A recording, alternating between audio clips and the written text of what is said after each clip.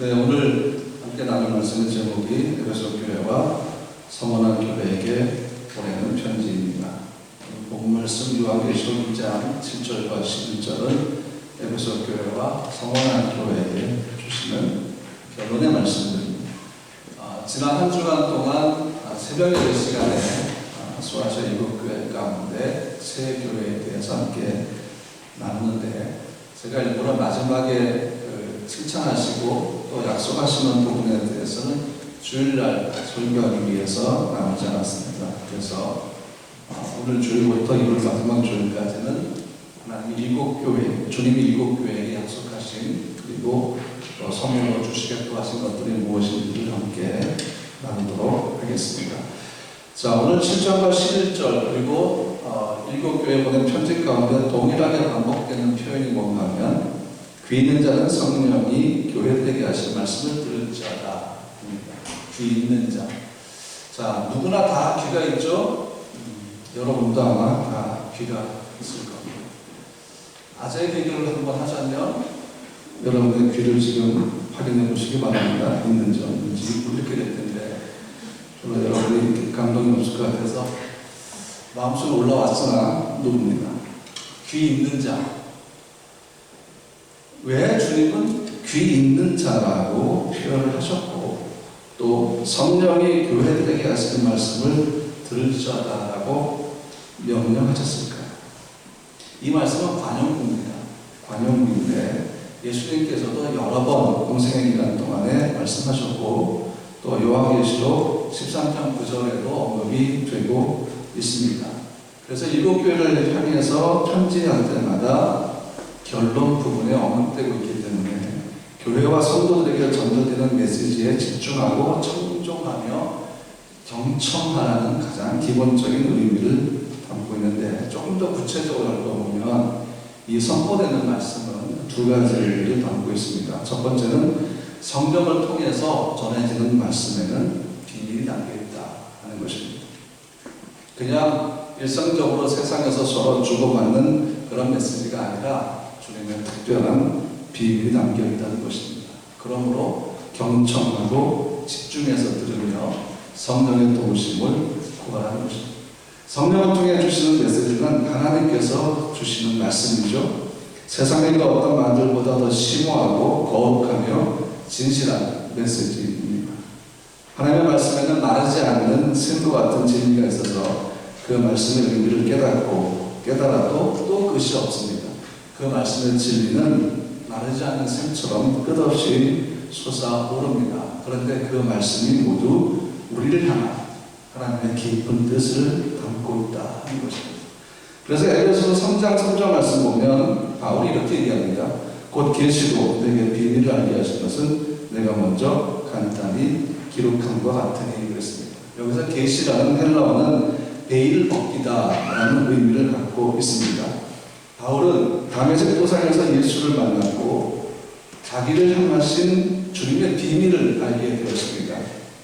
그것은 바로 원래 공개된 비밀이었죠. 예수 그리스도 말미암아 성취된 그 복음이 이방인들에게 전해져서 이방인들도 하나님의 자녀가 되는 것이었습니다. 그리고 그 사역을 위해서 사도 바울이 이방인의 사도가 되었다라는 것이었습니다.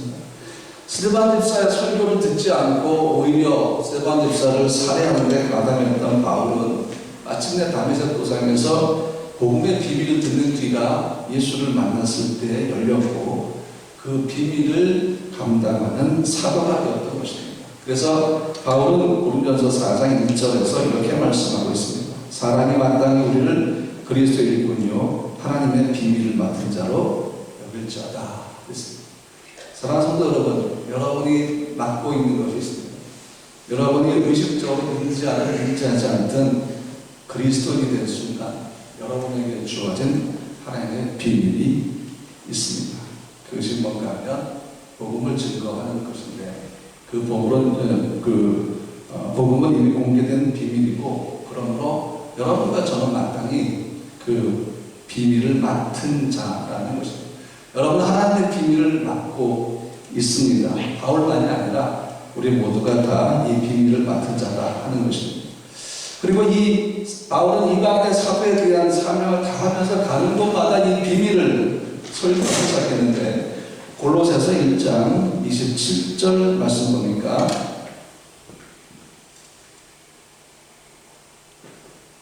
하나님이 그들로 하여금 이 비밀의 영광이 이방인 가운데 얼마나 풍성한지를 알게 하려 하십니다. 이 비밀은 너희 안에 계신 그리스도심이 곧 영광의 소망입니다. 바울이 맡은 비밀은 예수 그리스도라고 설명을 하고 있습니다.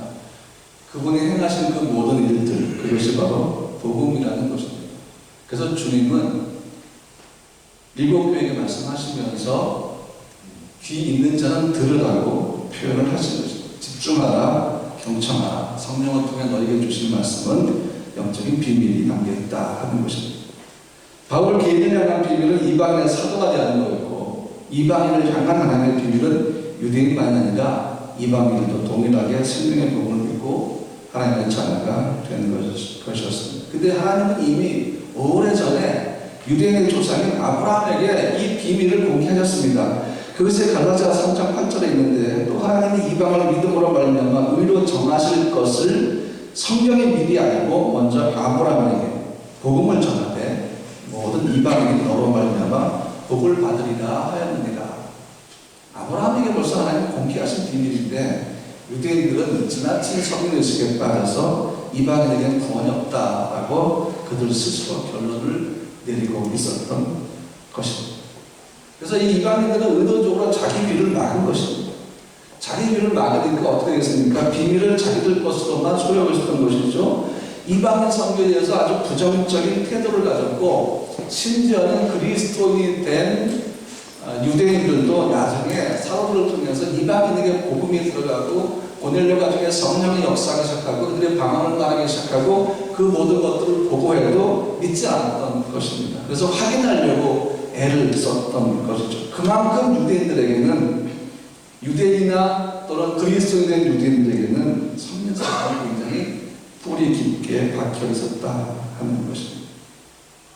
그런데 주님이 바울을 변화시키셔서 이방인들을 복음을 전하는 이방인의 사도로 삼으셨고, 또 12 제자들에게도 동일하게 그 비밀들을 알게 하셨습니다. 성령은 오늘도 동일하게 역사하십니다. 우리에게 말씀하시고 깨닫게 하시고 감동을 통해서 우리와 하여금 그리스도인다운 삶을 살아가게 하신다 하는 것입니다. 그 다음에 두 번째가 삶에 대한 교훈인데요. 성령을 통해 선포되거나 그 기록된 말씀에는 무조건 순종하라 하는 것입니다. 디모데후서 3장 16절 말씀 보니까 모든 성경은 하나님의 감동으로 된 것으로 교훈과 책망과 바르게 함과 의로 교육하게 유익하니 그랬습니다. 성경에 기록된 말씀은 성령의 감동을 통해서 기록이 된 것이죠. 우리 삶에서 교훈과 책망과 바르게 함과 의로 교육하는 역할을 하는 것입니다. 그러므로 우리는 삶의 원리와 기준을 성령의 감동으로 기록된 성경에서 찾아야 합니다. 이렇게 하지 않고 세상의 다른 종교나 원리에서 삶의 원리와 기준을 찾는 것은 주님이 보시기에 어떤 행동을 준비하십니까? 귀를 막고 듣지 않는 것입니다. 그 다음에 두 번째, 그 귀에 대한 두 번째 말씀의 표현, 이 말씀의 주체는 성령님이다 하는 것입니다. 성령님이다. 선포되는 말씀에 두 가지를 지금 말씀드렸고, 또 한 가지 귀 있는 자는 이 표현이 갖고 있는 또 하나의 의미가 삶에 대한 성품이 주는 성령이라는 것입니다. 성령이 교회들에게 하시는 말씀이라고 표현하고 있죠. 주님은 승천하시면서 약속하신 것이 성령이 오실 것이다 하였습니다. 그리고 오순절 마가의 다락방에 성령이 임하셨습니다. 그리고 이 약속이 이루어졌고, 그리고 주님 다시 올 때까지 성령의 시대가 시작되었습니다. 주님 다시 오실 때까지 성령의 시대는 지속될 것입니다. 오늘 우리가 현재 살고 있는 우리의 삶도 성령의 시대 속에 있습니다. 그래서 주님은 성령께서 어떤 일을 행하실지를 미리 말씀하셨습니다. 요한복음 14장 20절 말씀 보니까 보혜사 곧 아버지께서 내 이름으로 보내준 성령, 그가 너에게 모든 것을 가르치시고 내가 너에게 말한 모든 것을 생각나게 하시고. 성령이 하신 역할이 뭡니까? 모든 것을 가르치시는 것입니다. 그리고 주님이 우리가 하신 말씀들을 기억나게 하시는 것입니다. 그래서 삼위일체 하나님은 하나님이신 성령은 우리에게 말씀하시고 깨닫게 하시고 듣게 하시는 것입니다. 그래서 주님은 일곱 교회를 향한 편지에 모두 성령이 교회들에게 하시는 말씀을 들으라고 명령하신 것입니다. 오늘 우리도 동일합니다. 성령이 우리 교회에게 하신 말씀을 들어야 합니다. 올해 우리가 시작하면서 성령이 우리에게 하신 말씀을 뒤에 있는 비전입니다. 하나님께서 새로운 일을 행하실 것이다. 순종하라, 집중하라, 신뢰하고 경청하라 라는 것입니다. 자, 그 다음에 세 번째 말씀으로, 첫 번째 성령 말씀은 두 가지 의미가 있고, 두 번째 말씀해 주시는 성령님이고요. 세 번째는 귀 있는 자는 누구인가 하는 것입니다. 귀 있는 자는 누구일까? 귀 있는 자는 들을 자라는 말씀이 공감복음에 몇 번 나오는가 하면 7번 나옵니다. 주님이 사용하셨는데 사도 요한은 요한계시록을 기록하면서 예수님께서 이 땅에 거하시는 동안 하셨던 표현을 하나님 보좌 우편에 앉으시는 하늘의 예수의 예언의 종교로서 요한계시록에 기록을 한 것입니다. 예수님은 땅에서도 말씀하셨고 하늘 보좌에 앉으셔도 성령을 통해서 예언의 말씀으로 일곱 교회에게 말씀하신 것입니다. 그래서 마가복음 4장 9절 말씀 보니까 또 이르시되 들을 귀 있는 자는 들으라 하십니다.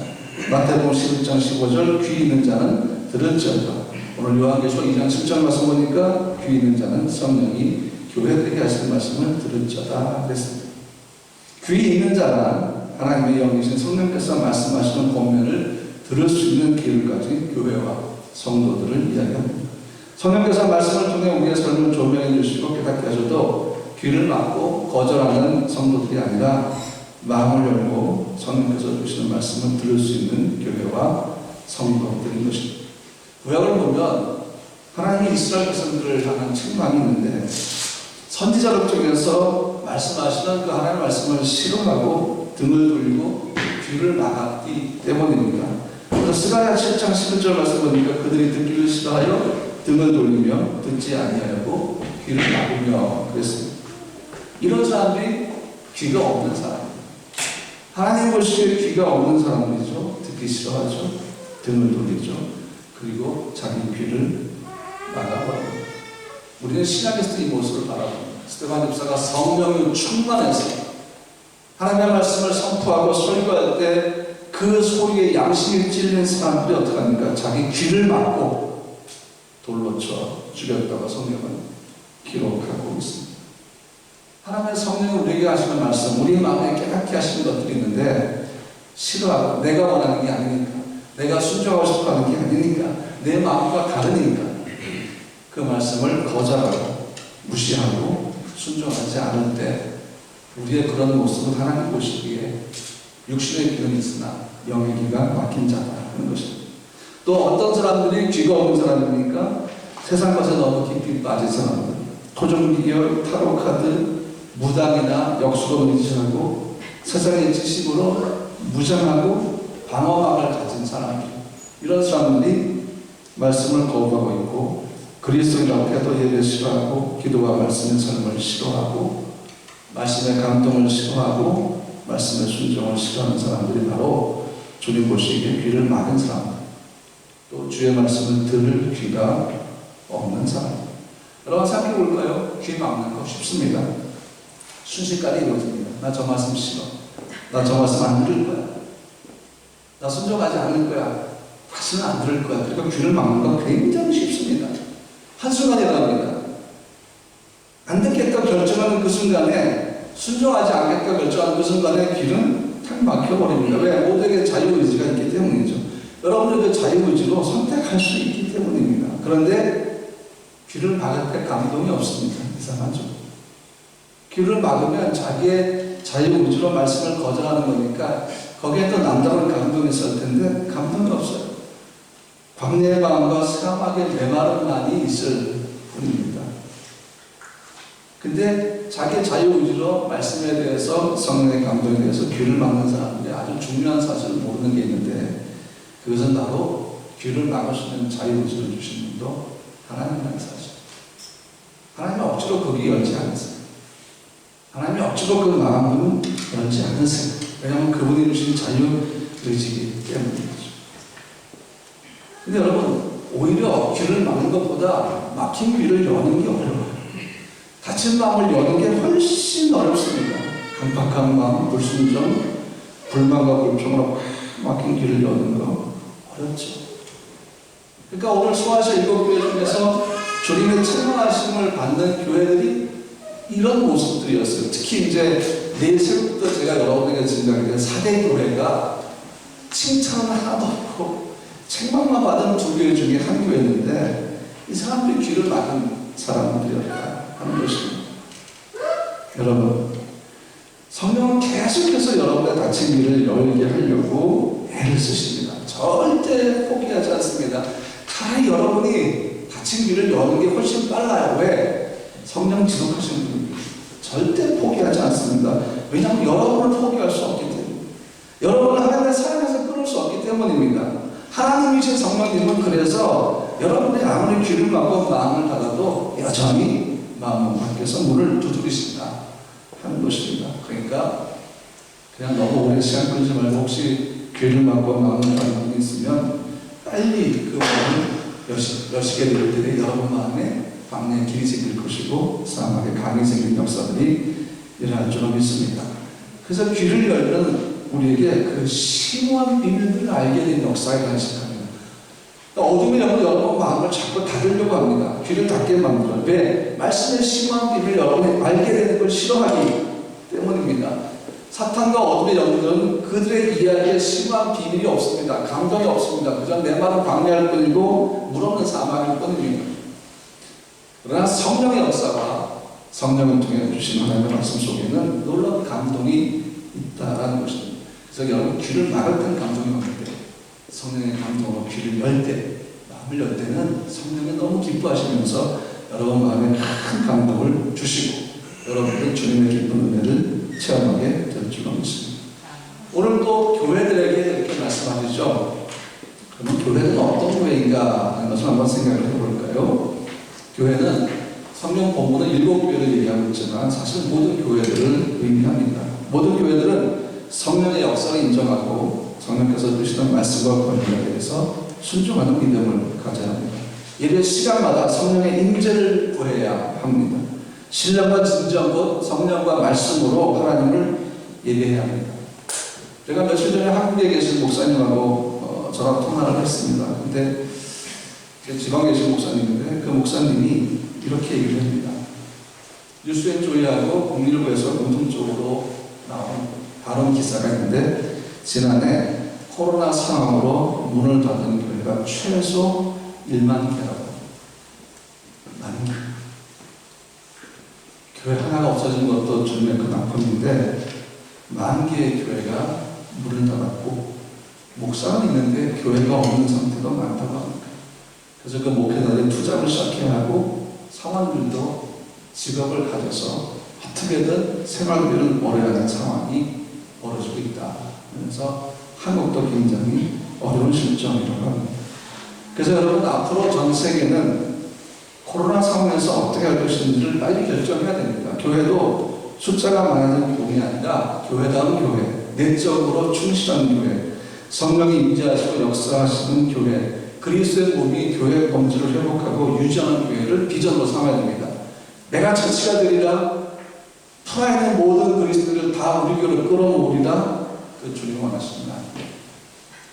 주님 뭘 원하실까요? 교회다운 교회. 왜? 교회는 그리스도의 몸이기 때문입니다. 그래서 사람이 함부로 살 수 없는 거예요. 주님이 교회를 세우셨기 때문에 그 교회를 지키시고 보호하시는 분도 주님이시라는 사실. 그러므로 코로나 시대를 이길 수 있는 방법, 코로나 시대를 진행할 수 있는 방법은 교회는 예전처럼 내가 자체가 아니라 교회다운 교회를 꿈꿔야 한다는 사실입니다.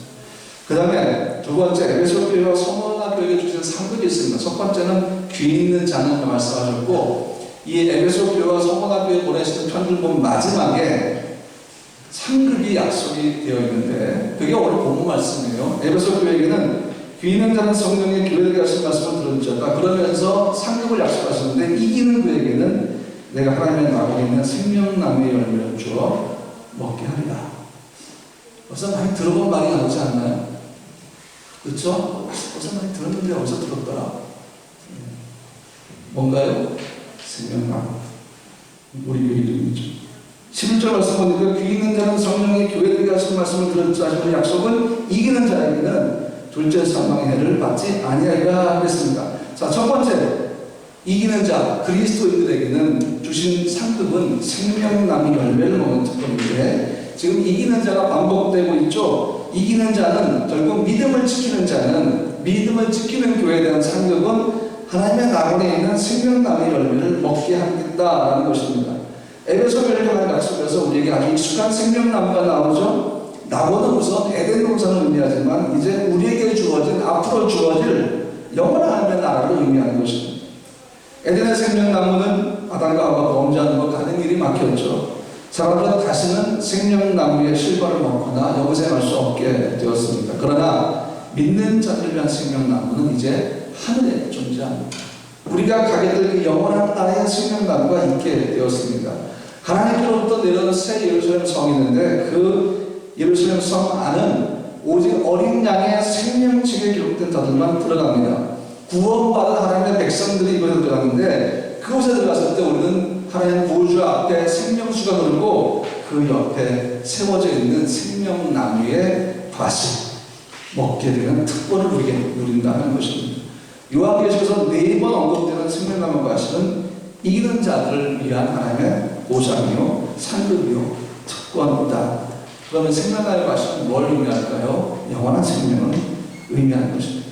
생명수 강 좌우에 있는 생명나무는 12가지 열매를 달마다 맺으며 그 나무 잎사귀들은 만국을 치유하고 있다라고 요한계시록 22장 1절로 2절에 말씀하고 있는데, 또 그가 수정같이 맑은 생명수의 강을 내게 보이니 하나님과 및 어린 양의 보좌로부터 나와서 길 가운데로 흐르더라. 강 좌우에 생명나무가 있어 12가지 열매를 맺되 달마다 그 열매를 맺고 그 나무 잎사귀들은 만국을 치유하기 위함이더라.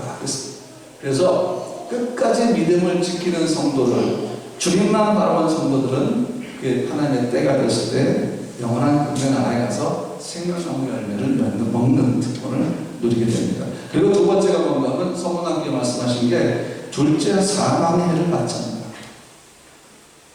둘째 사망이 뭘까요? 여러분과 저는 언젠가는 죽습니다. 안 죽으려고 못 저도 죽습니다. 그렇게 불로철저하던 진시황도 죽었습니다. 이것이 첫 번째 죽음입니다. 그러면 두 번째 죽음은 뭘까요? 첫 번째 육체의 죽음을 지나간 사람들, 그 죽음 속으로 들어간 사람들이 나중에 하나님의 보좌 앞에서 그 심판대 앞에 서서 다시 들어가게 되는 영원한 멸망을 의미합니다. 요한계시록 20장 14절과 15절을 보니까 사망과 누구도 불못에 던져지니 이것은 둘째 사망과 불못이다. 누구든지 생명책에 기록되지 못한 자는 불못에 던져지리라.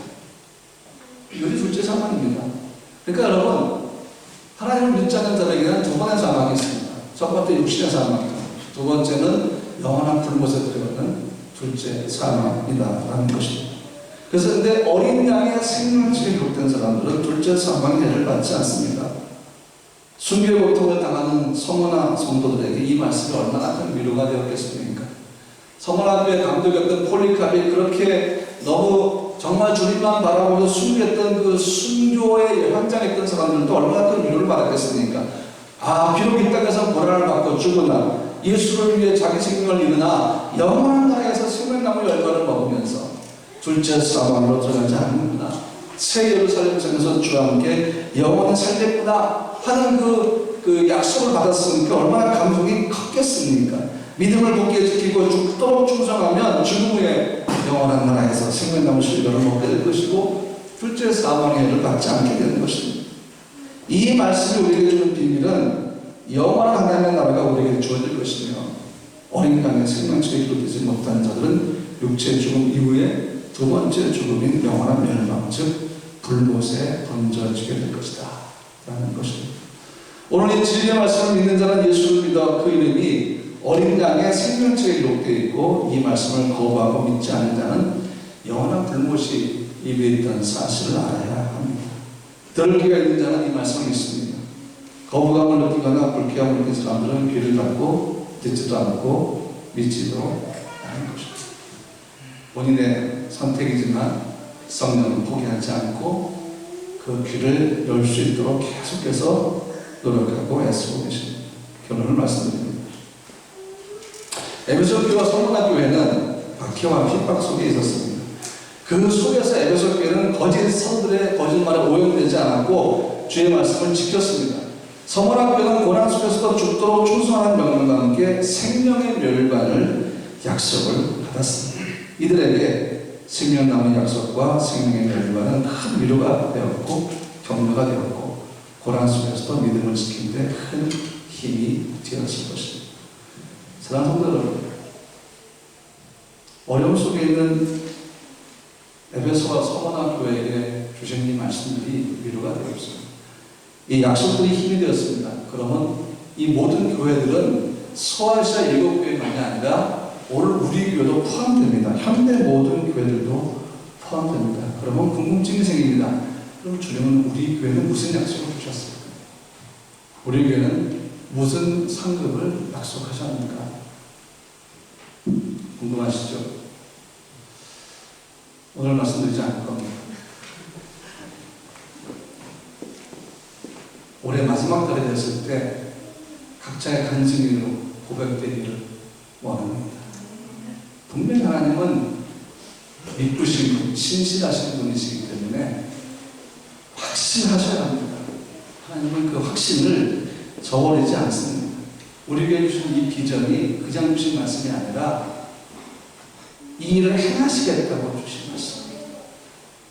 재작년 11월에 2021년 비전 놓고 기도할 때 하나님이 제게 주신 것은 주님의 공급을 통해서만 살아가라는 것이었습니다. 주의 공급을 통해서만 살아가라. 그 전이군요. 2020년 주신. 그리고 작년에 주의 날개 그 날개를 말씀하셨습니다. 모두가 다 하나님이 코비드 상황을 다 예측하셨고 알지 못하는 우리에게 미리 그렇게 모호방으로 방어방으로 주신 비전이었습니다. 이제 올해는 그 어려움 속에서 하나님이 이제 새 행하시겠다라고 말씀하셨으니까 이 새 일들이 우리 교회와 여러분 가정에 분명히 나타날 것입니다. 어떤 일이 있어도 굳게 붙잡으십시오. 어둠의 영은 일들을 통해서 여러분의 마음을 실족하게 할 것이고 이 소망 붙잡지 못하게 할 겁니다. 여러분 붙잡으십시오. 절대 놓지 마십시오. 삶이 아무리 어려워도 여러분이 어떤 큰 시험에 빠져도 절대 놓지 말아야 할 것은 주님의 약속입니다. 그러면 이루어지게 되어 있습니다. 여러분 적어도 우리는 순교당하지 않잖아요.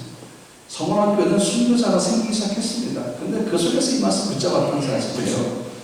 버거머 교회는 그 초대감독 안데바가 순교를 당했고 계속해서 고난 속에 번져졌습니다. 그런데도 끝까지 말씀을 붙잡았습니다. 우리도 마찬가지입니다. 올 한 해 이 말씀을 굳게 붙잡고 기도하면서 12월 30일 됐을 때 그 연말에 함께 우리가 간증하는 고백하는 시간을 가졌으면 좋겠고 그날이 되기 전에도 여러분 수시로 여러분이 경험한 하나님의 약속과 그 비전의 성취 있으면 저에게 꼭 알려주시기 바랍니다. 각자에게 있을 것 각자에게. 여러분 제 말을 못 믿으시겠다면 성령을 믿으십시오. 오늘 이 자리에 제 입술 중에서 약속하시는 성령의 음성을 들으십시오. 이 모든 것은 다 여러분에게 주신 것입니다. 올 한해 믿음 잘 지키고 승리하셔서 하나님의 공급하심을 경험하고 하나님의 큰 일을 경험하는 여러분 되시기를